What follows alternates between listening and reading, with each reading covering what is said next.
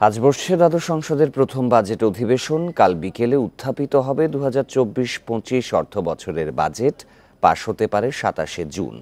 এবার ৭,৯৬,৯০০ কোটি টাকা ব্যয়ের বাজেট দিচ্ছেন অর্থমন্ত্রী আবুল হাসান মাহমুদ আলী।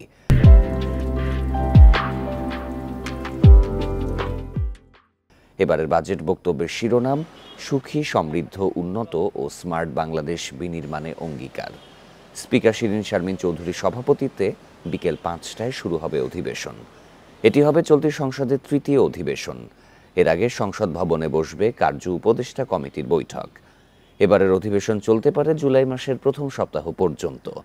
সংসদ সচিবালয় জানিয়েছে, ঈদের ছুটি থাকায় বাজেটের ওপর সাধারণ আলোচনার সময় বাড়াতে শনিবারও বসতে পারে অধিবেশন।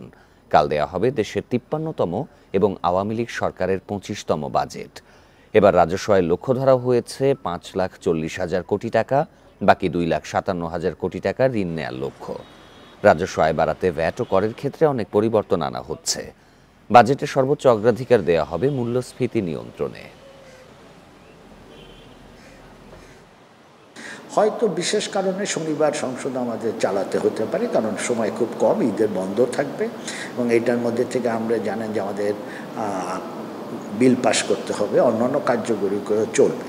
তো সেই হিসাবে সংসদ হয়তো আপনার প্রতিদিন বিকাল বা 10টার পরের থেকে এটা শুরু হবে।